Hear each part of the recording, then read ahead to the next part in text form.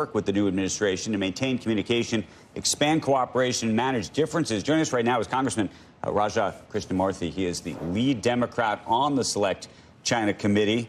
And given that you're a Democrat and given that this administration obviously is a Republican-led group, how do you think the dynamic fundamentally changes at this point? Well, I think there's going to be a lot of continuity between the Biden and the Trump administration. You do? And people like Marco. I'm sorry? I said you do? You think there's going to be continuity? That's fascinating. I think so.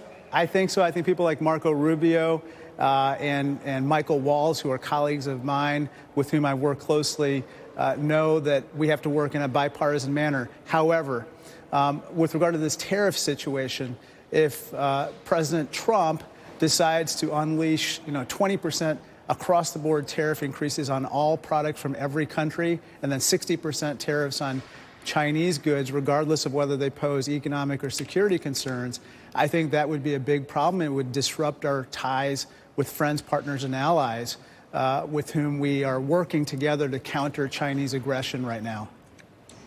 The prevailing view, though, had been that President Xi preferred President Trump. Why do you think that would be?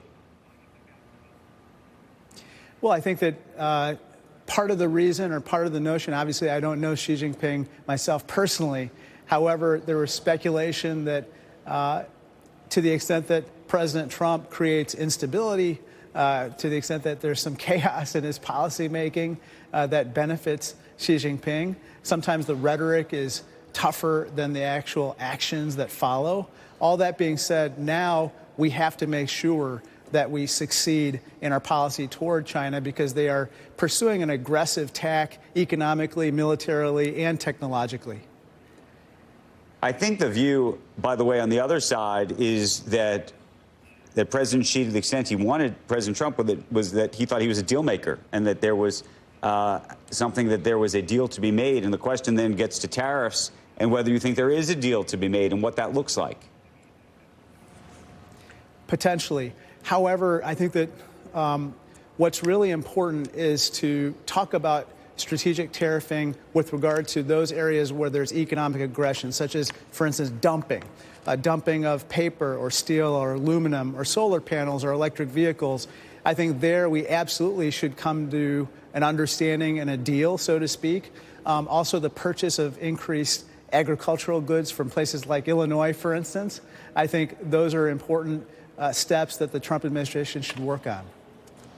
What do you think is a fair tax? If there were to be an across-the-board tax, is there any number that makes sense to you? Across the board, regardless of which country? No, it doesn't make sense.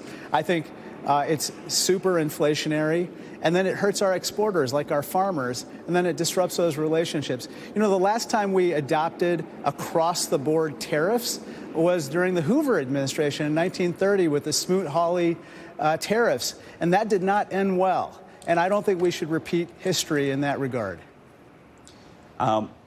When you think about the national security implications of our relationship with China and technology and the like, how worried are you about the relationship that they have now with Iran and how you think, and potentially with Russia, and to the extent you think that this new administration is going to have any leverage over them or not?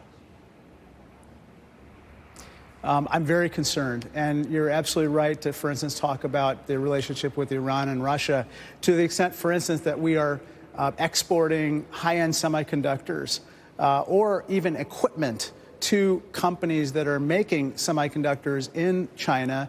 That ends up, for instance, in the war machine that is, pursuing this criminal invasion of Ukraine through Russia. Same goes for Iran. And so that's why, for instance, on a bipartisan basis, John Molinar, the chair, and myself wrote a letter this week to various companies in the United States who are selling semiconductor manufacturing equipment to what we call front companies for Huawei and others who are really should not be using our equipment to make technology such as semiconductors because it's used to modernize the People's Liberation Army or perpetrate human rights abuses against the Uyghurs. Congressman, we got to leave it there. We appreciate your time this morning. Thank you.